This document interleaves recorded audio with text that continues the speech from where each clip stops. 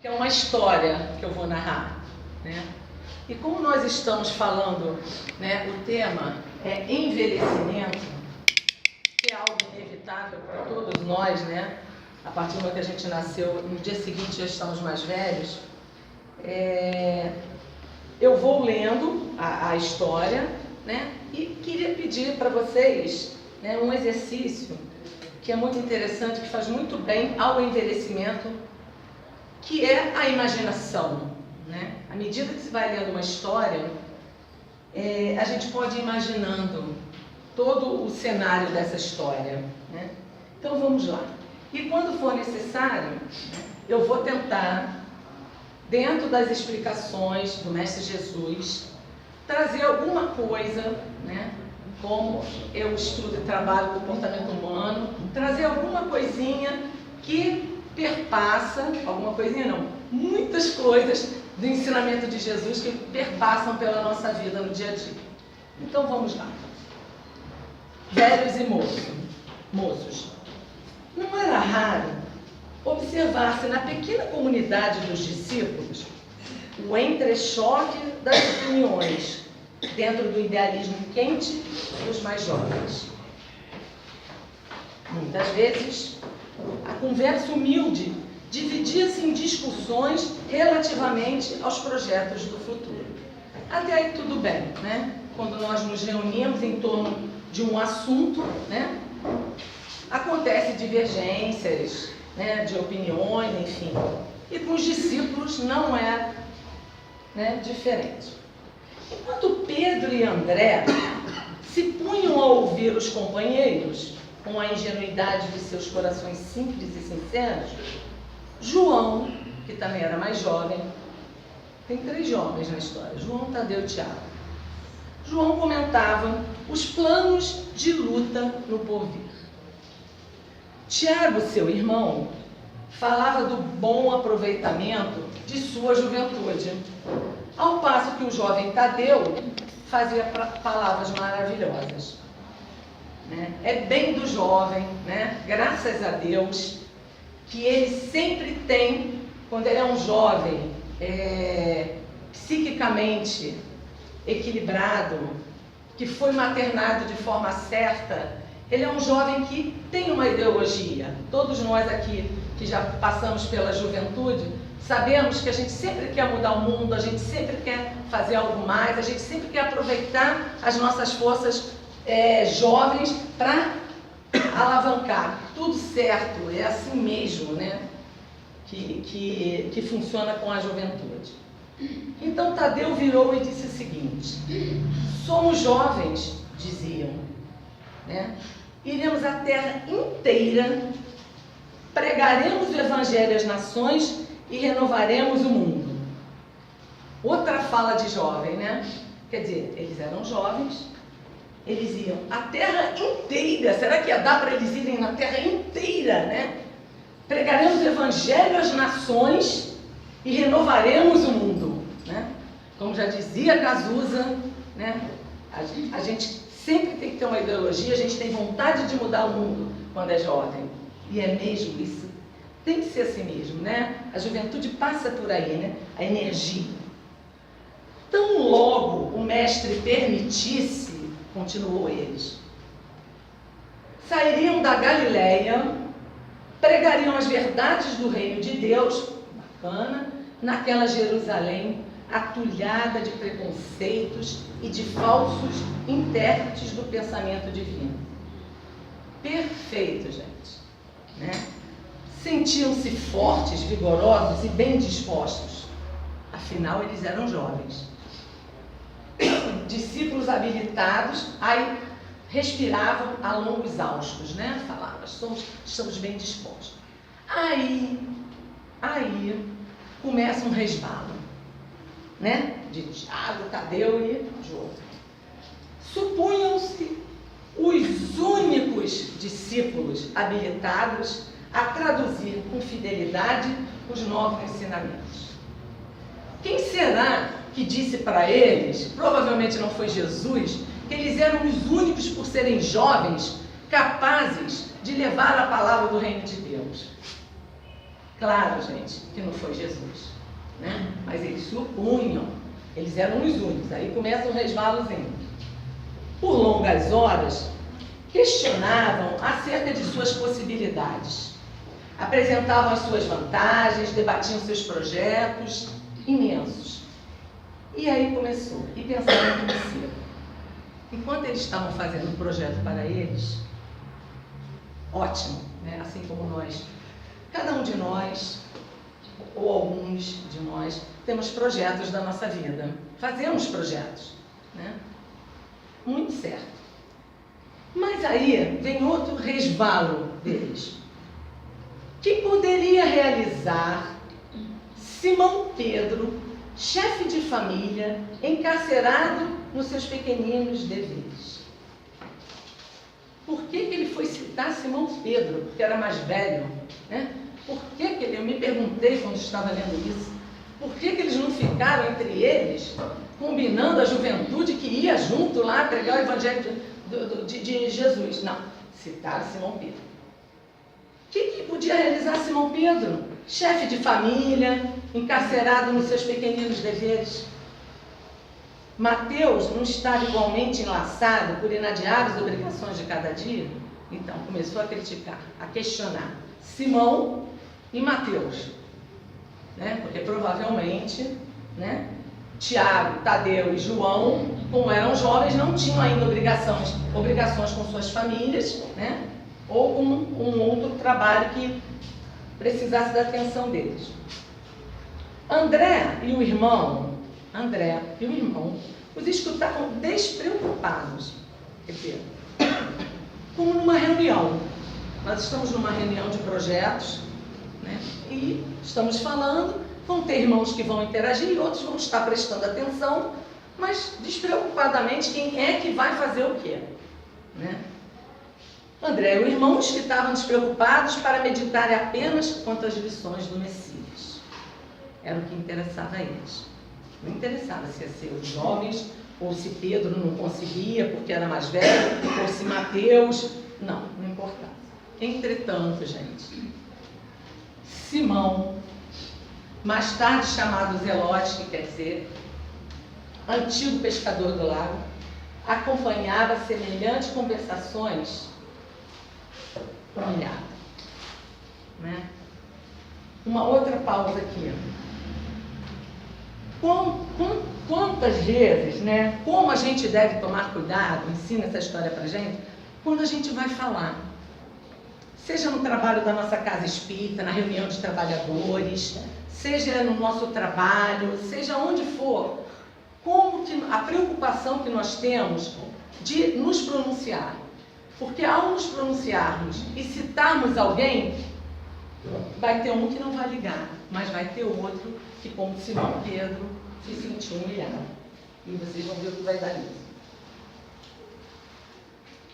Bem, algo mais velho, né? Ele pensou, algo mais velho que os companheiros, suas energias, claro, a seu ver, já não se coadunavam com os serviços do Evangelho do Reino.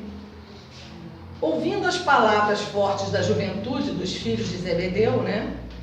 Tiago, Tadeu, João, perguntava a si mesmo o que seria do seu esforço singelo junto a Jesus. Começava a sentir mais fortemente o declínio das suas forças vitais. Suas energias pareciam descer de uma grande montanha. E aí, gente, isso é uma coisa muito importante que eu quero colocar para vocês. Quantas vezes na nossa vida o outro diz o lugar que a gente tem que ocupar? Você não dá para isso. Você não vai dar nada na vida. Você não consegue fazer esse trabalho.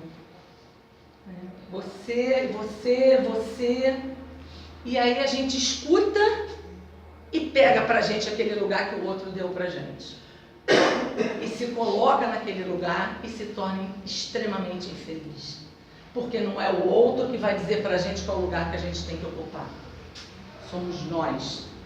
Nós é que nos analisando as nossas capacidades, temos que refletir e temos a responsabilidade de saber se temos condições ou não de ocupar um trabalho. Não é o Diogo que vai dizer para mim se eu dou ou não dou para a profissão que eu estou. Eu é que tenho que ver se eu posso colocar nesse lugar ou não. E Simão pegou esse lugar que a juventude dos discípulos, né, deram para ele. E ele ficou muito chateado. Ele sabia que ele era mais velho, mas até aquele momento, e vocês vão ver na frente que Jesus vai falar sobre isso, embora, ele diz, o meu espírito conservava-se firme e vigilante no ritmo da vida. Quer dizer, Simão sabia que ele estava envelhecendo, mas ele, o espírito dele, se conservava ainda com a vontade de trabalhar no reino de Deus. Mas ele pegou o lugar que deram para ele, e ele ficou extremamente chateado com isso. Bem, deixando-se, porém, impressionar vivamente, procurou, porém, impressionar vivamente, procurou entender-se com o mestre, buscando eximir-se das dúvidas que lhe roíam o coração. Então, vamos ver aqui. Isso. Tá, já vi. Diálogo entre Jesus e Simão Pedro. Depois de expor os seus receios e vacilações, observou que Jesus o fitava sem surpresa, como se tivesse pleno conhecimento de suas emoções. É muito engraçado isso, né? Como se tivesse, gente. Jesus tem... Claro que Jesus tinha plena consciência das emoções de Pedro, né? Como de Tiago, de Tadeu, né? De todos.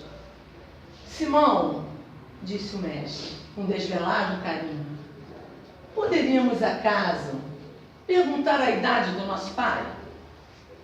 Quantos anos tem Deus, né? Se foi ele que criou o mundo, ele é o mais velho de todos nós, né? E se fôssemos contar o tempo na ampulheta das inquietações humanas, quem seria o mais velho de todos nós? Né? Não tem idade. Tem gente mais jovem que está mais inquieto, mais angustiado, e tem pessoas mais velhas que estão mais serenas e mais esperançosas. A infância, aí Jesus começa, né? Jesus, ele começa a mostrar para Pedro de uma forma simbólica, para que ele entendesse, né, melhor. A infância, a vida, na sua expressão terrestre, é como uma árvore grandiosa. A infância é a sua ramagem verdejante. A mocidade se constitui de suas flores perfumadas e formosas. A velhice é o fruto da experiência e da sabedoria. Quando a gente planta, né, quem mora perto da mata, quem planta, quem é agricultor, né, a gente planta aquela semente lá, e a gente quer que a semente vingue, que se torne uma árvore, né? E aí ela vai crescendo, e a primeira coisa que vem são as ramagens, né, verdejantes. É a infância, né? Depois é o fruto, ali, a mocidade, né? Onde está a infância, a mocidade se constitui de suas flores perfumadas e formosas. E a velhice é o fruto da experiência e da sabedoria. Olha que bonito isso. O fruto é o que alimenta, né? O que nos alimenta? É a sabedoria, né? Jesus vai falar do Espírito depois, né? Mas ele quis dar essa poesia, quis falar dessa forma para Simão. Há ramagens, mas aí ele diz, a ramagem está falando, né? Vamos lembrar, a vida na sua expressão terrestre, nossa. Há ramagens que morrem depois do primeiro beijo do sol, né? Elas secam, caem, elas morrem, né? E flores que caem ao primeiro sopro da primavera. Isso a gente vê também. Ela tem uma beleza, depois ela murcha, ela não fica eternamente. A gente tem uma flor que dura uma noite, né? Linda, e depois ela morre. Primeiro sopro da primavera. O fruto, porém, é sempre uma bênção do Todo-Poderoso. Porque o fruto é a resposta de que passou pela ramagem, que passou pela flor e chegou até o fruto.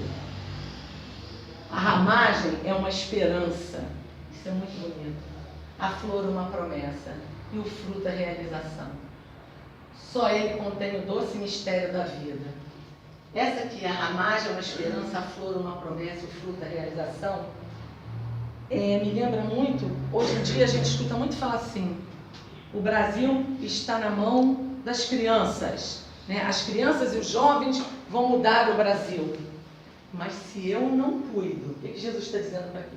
Se eu não cuido, né, da ramagem tem esperança, a gente está depositando esperança. A flor é uma promessa, se eu não continuo cuidando para chegar até o fruto, nada vai acontecer. E aí vamos seguindo. Ao passo que o discípulo meditava os conceitos com sincera admiração, Jesus prosseguia esclarecendo. Esta imagem, né, pode ser também a da vida do Espírito. Aí que é bacana. Na sua radiosa eternidade, apenas com a diferença de aqui as ramagens e as flores não morrem nunca, porque o Espírito é eterno, né? O corpo vai, o Espírito continua. A existência humana, olha o que Jesus diz para a gente, é 1 hora de aprendizado. Essa 1 hora é assim, ó, a existência humana. Né? E como a gente se preocupa, às vezes, que está envelhecendo, né? Simão se preocupa que está envelhecendo, não ia conseguir falar das coisas do reino de Deus, né? Mas trazendo para a gente, né? Às vezes a gente olha no espelho e fala assim, nossa, aqui está nascendo uma ruga, né? Vou ter que passar uma massa corrida para melhorar e tal, né? A gente se preocupa, né? É importante aparecer que a gente quer se sentir bem, né? Mas Jesus diz para a gente só, passa rapidinho, né? Todos nós aqui, ó, tem muito mais gente mais idosa do que a juventude aqui, porque a juventude está na mocidade também, né? O povo está lá em cima, né? Mas temos nós aí, né? A existência humana é 1 hora de aprendizado no caminho infinito do tempo. Essa hora minúscula encerra o que existe no todo. E é por isso que vemos, por vezes, jovens que falam com uma experiência milenária e velhos sem reflexão e esperança. Bom, nós que fizemos um trabalho no asilo por muitos anos, teve uma vez que eu observei que foi um colégio visitar o asilo onde a gente ia. E no asilo é um lugar para a gente ver muitos velhos, vou usar essa expressão velhos, tá, gente? Sem esperança. E no dia que nós fomos, tinha um colégio lá. E eu observei como aqueles jovens tinham palavras de sabedoria para trazer para aqueles idosos lá, que a gente ficava de boca aberta para a Conceição, sabe? E a gente vê isso a todo momento. O que você viu hoje de um menino de 8 anos, né, Célia? Falar para a mãe dele botou uma Coca-Cola na lancheira e eu acho que ele deu para alguém no colégio, né? Alguém pegou sem ele saber. E aí ele ficou extremamente... A professora ficou chateada e quando ele chegou em casa, a mãe se chateou muito. Nossa, mas que absurdo, né? E aí, com 8 anos de idade, ele virou para a mãe, você e o pai têm dinheiro para comprar outra.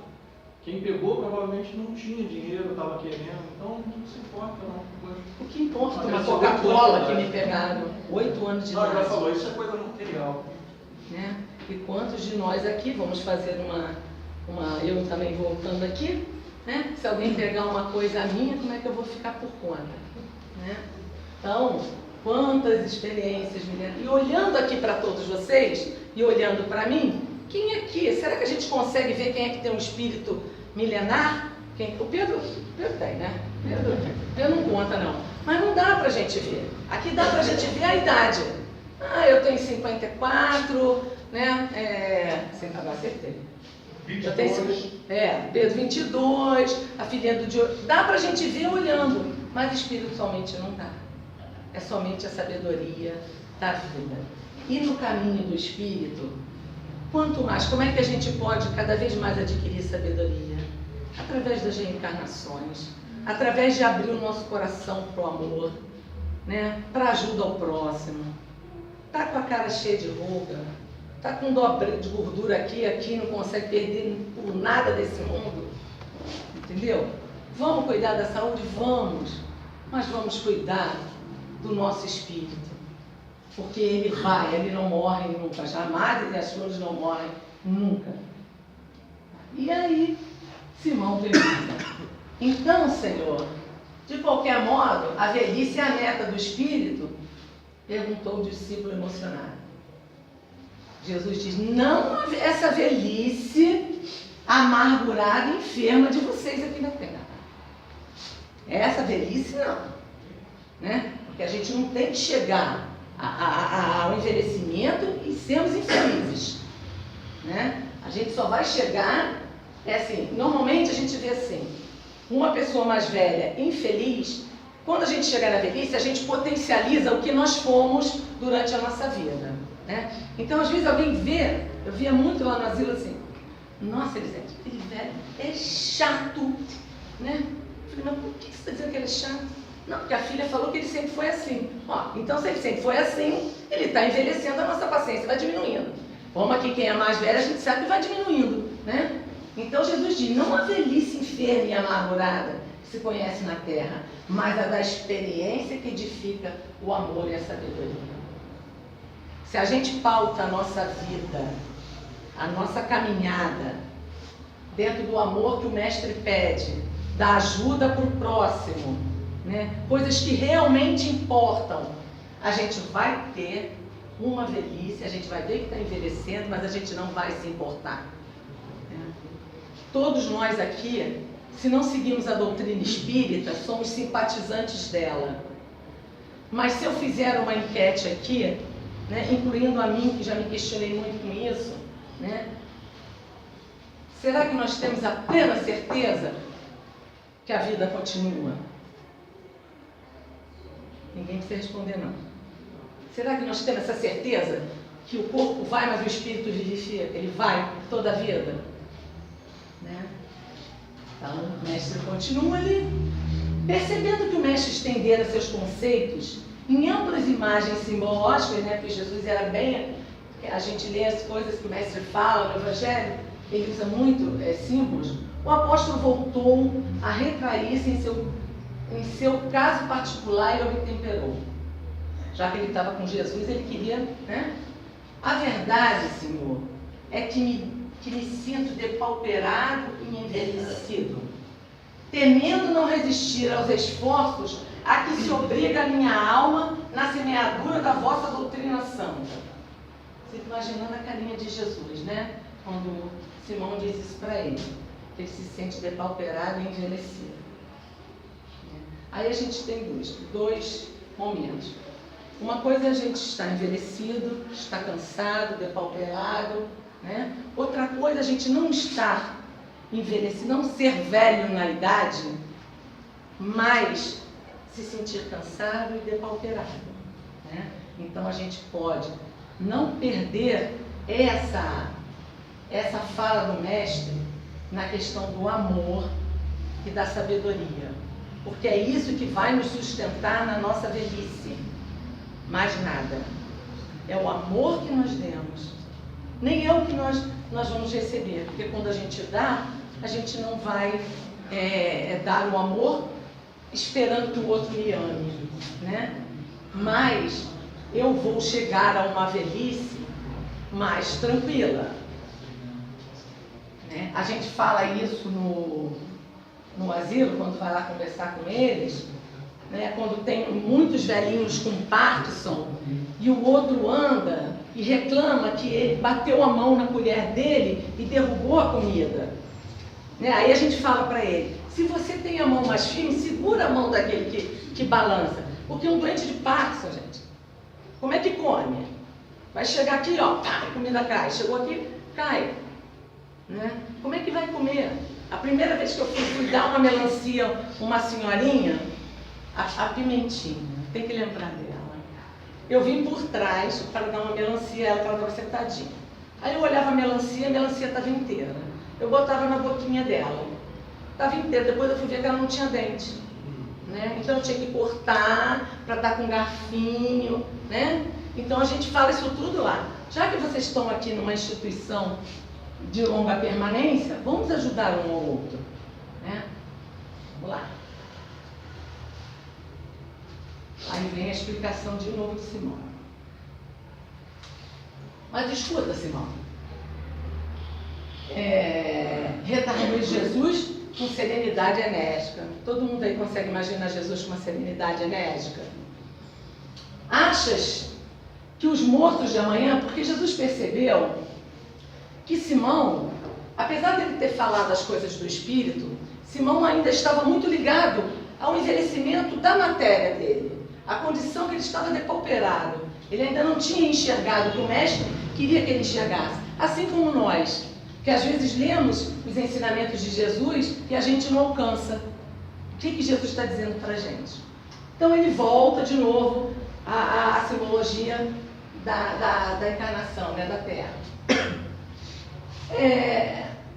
Achas que os moços de amanhã poderão fazer alguma coisa sem os trabalhos dos que agora estão envelhecendo? Poderia a árvore viver sem raiz e a alma sem Deus? Lembra-te da tua parte de esforço e não te preocupes com a obra que pertence ao Todo-Poderoso. Sobretudo, não ouvides que a nossa tarefa para a dignidade perfeita de nossas almas deve ser intransferível. Simão entende, de uma vez por todas, né? Jesus está dizendo que se nós estamos aqui, né, cada um de nós aqui, se nós estamos aqui, alguém nos maternou, alguém nos cuidou. Aí algum dos senhores e as senhoras podem estar pensando assim: ah, mas eu não fui bem cuidada, a minha mãe me largou, a minha avó que criou, eu que fiquei sozinha. Tudo bem, mas fizeram o que podiam.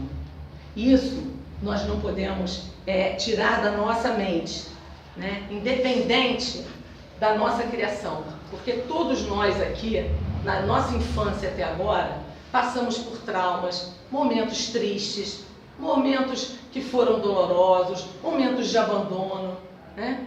Mas como diz o Rossandro, né, que é um psicólogo espírita, ele diz assim: se nós enxergarmos e entendermos que quem nos precedeu deu aquilo que podia dar, a gente consegue levar a nossa vida, né? Freud diz que somos todos neuróticos, justamente por causa da nossa passagem pela vida. Mas voltando para cá, né? Então a gente consegue entender, né, que todos nós aqui passamos os nossos pedaços. Quizá fomos abandonados, tivemos que viver sozinho no meio desse mundão e estamos aí, né? Então Jesus pergunta, né, que como é que seria do jovem se não teria os que agora estão envelhecendo para ele fazendo o caminho, né? E eu enxerguei a velhice como uns bandeirantes, né? Eu particularmente gosto muito de ouvir as pessoas que estão envelhecendo. Eu gosto muito de ouvir as pessoas que estão no asilo, porque por mais que ela esteja amargurada, ela vai me passar uma lição, né? Eu já vi uma senhora morrer de melancolia e eu dizendo para ela: não, vó, você está em família. Não, mas a minha filha não vem. E até que ela morreu de tristeza. Eu particularmente gosto muito de ouvir as pessoas de mais idade. E aí ele diz: a nossa tarefa é intransferível. João também será velho, e os cabelos brancos de sua fronte contarão profundas experiências. Não te magoe, ô Simão. A palestra para os jovens da terra.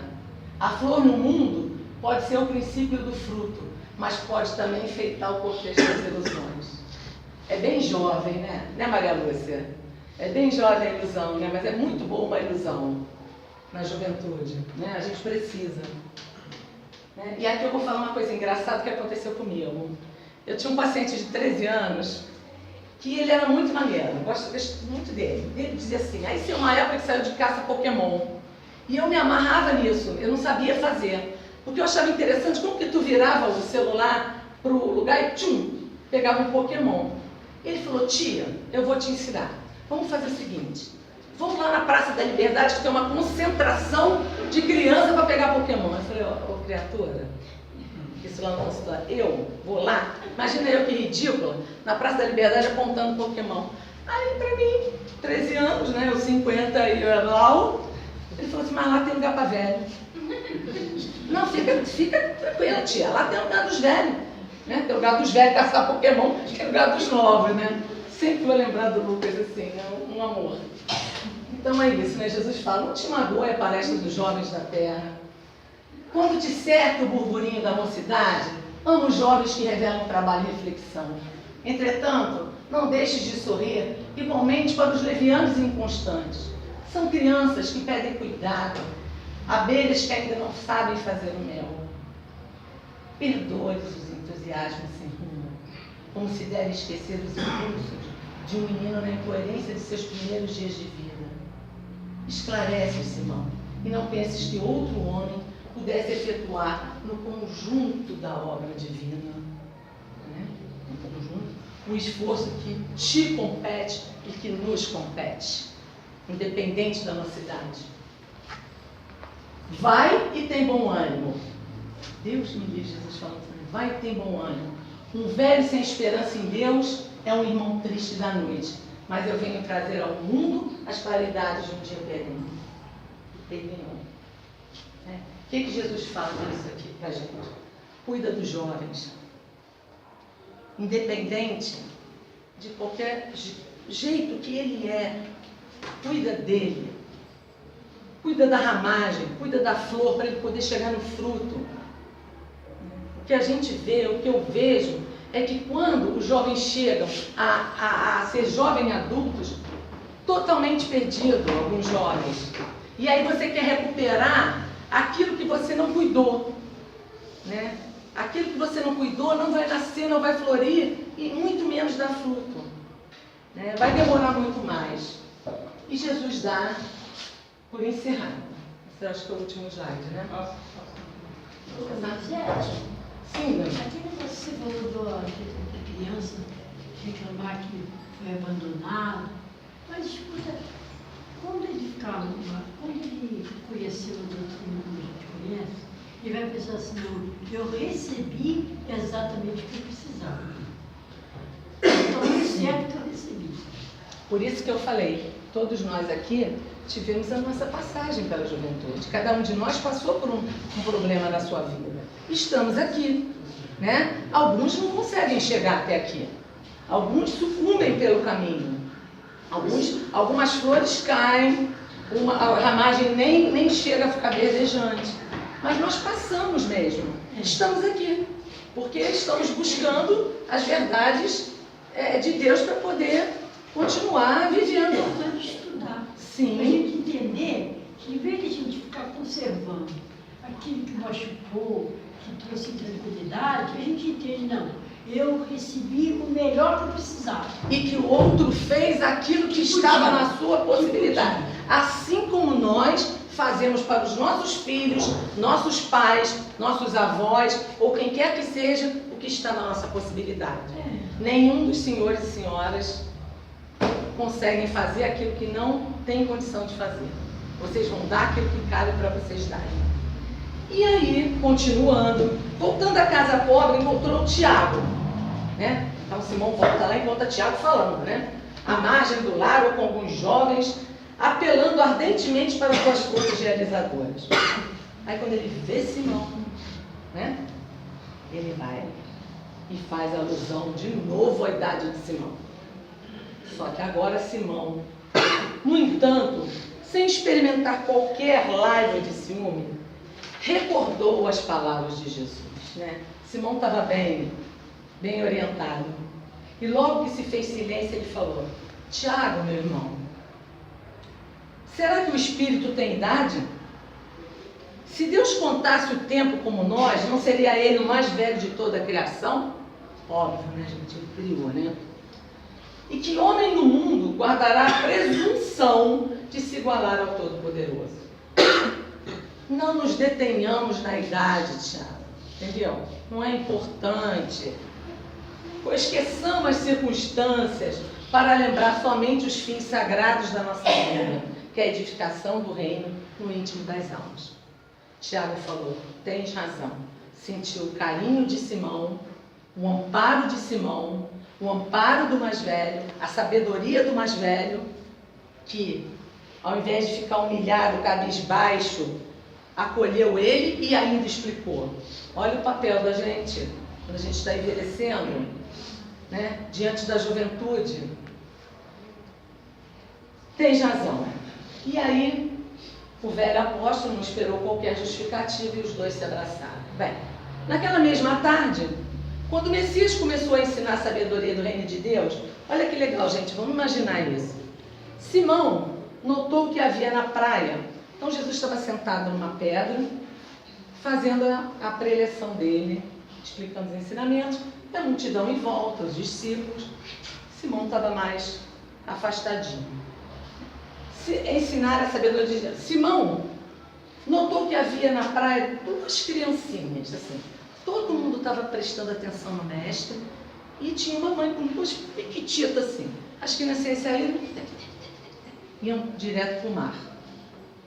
Claro que ia ser uma desgraça, né? Porque eles iam se afogar. Simão saiu calmamente, pegou as criancinhas pela mão, sentou numa pedra, começou a conversar com elas. Quando o mestre acabou, Simão foi e deu as criancinhas à mãe. E aquilo foi para ele um motivo de muita alegria. Isso eu tenho que ler na íntegra para você. No âmago do seu espírito havia um júbilo sincero. Compreendera com Cristo o prazer de servir, a alegria de ser útil. Gente, isso é o maior prazer que a gente já experimentou. Eu acho que os senhores já devem ter experimentado isso. Qualquer coisa que se faça, menor que seja para alguém, dá um prazer no coração da gente, que a gente pode ajudar de alguma forma. Se eu não posso ajudar, ir no asilo, porque eu não me sinto bem, ir no SOC, eu posso fazer outra coisa, eu posso dar um abraço a alguém na casa espírita, né? Assim, é o prazer, a alegria de servir, né? E aí, agora, você pode ir. Eu vou convidar vocês, aí acabou a história. Agora, vamos fazer um exercício aqui de imaginação mesmo, e eu vou pedir aos senhores, aqueles que quiserem se sentirem bem, que fechem seus olhos, porque eu vou relatar um sonho de Simão. E aqueles que quiserem, sigam o sonho de Simão junto com ele. E vamos ver o que vai dar no final das contas. Nessa noite, Simão teve um sonho glorioso para a sua alma simples.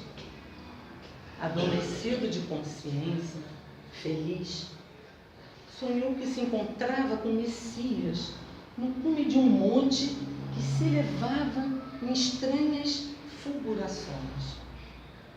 Jesus o abraçou com carinho e lhe agradeceu o fraterno esclarecimento fornecido a Tiago em sua lembrança, manifestando-lhe reconhecimento pelo seu terno cuidado com duas crianças desconhecidas por amor de seu nome. O discípulo, com lágrimas nos olhos, sentia-se venturoso naquele momento sublime com Jesus. Jesus, no alto da colina prodigiosa, mostrava-lhe o mundo inteiro. Eram cidades e campos, mares e montanhas. Em seguida, o antigo pescador compreendeu que seus olhos assombrados divisavam as paisagens do futuro. Ao lado do seu deslumbramento passava a imensa família humana. Todas as criaturas fitavam Jesus, com os olhos agradecidos e refulgentes de amor. As crianças lhe chamavam amigo fiel. Os jovens, verdades do céu. E os velhos, sagrada esperança.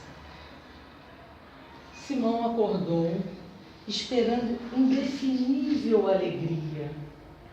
Na manhã imediata, antes do trabalho, procurou o Senhor, ajoelhou-se, beijou-lhe a fímbria humilde da túnica, exclamando jubilosamente: Mestre, agora eu vos compreendo. Jesus olhou Simão, deu as mãos a ele, levantou e com muito amor respondeu: Em verdade, Simão, ser moço ou velho no mundo não interessa. Antes de tudo, é preciso ser de Deus.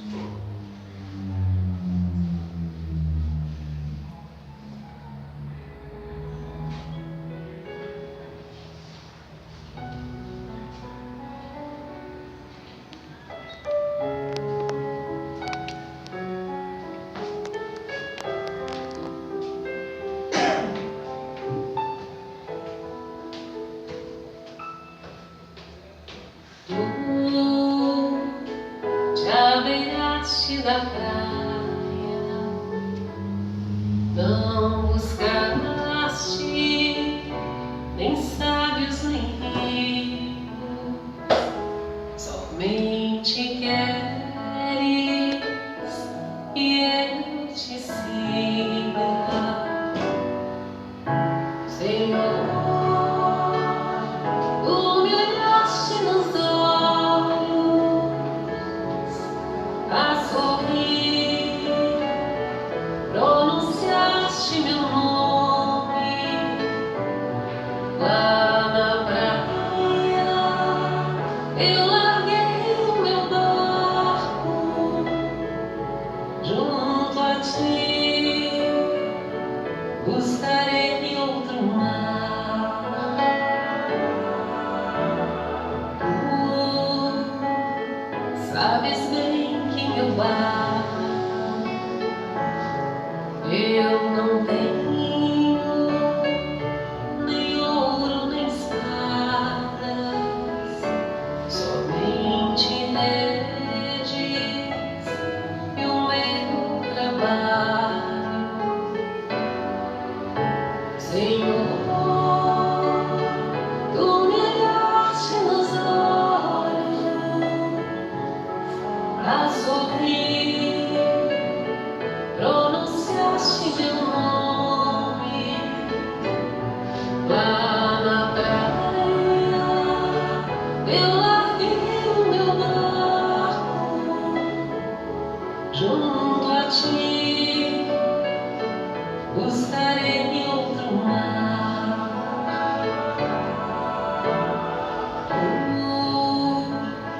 Minhas mãos solicitam meu cansaço, que a outros descanse, amor que almeja seguir amando, Senhor. Tu me olhaste nos olhos a sorrir, pronunciaste meu nome lá na praia. Eu larguei o meu barco junto a ti, buscarei outro mar. Tu, pescador de outros lados, ânsia eterna de almas que esperam, bondoso amigo, que assim me chama, Senhor. Tu me olhaste nos olhos a sorrir, pronunciaste meu nome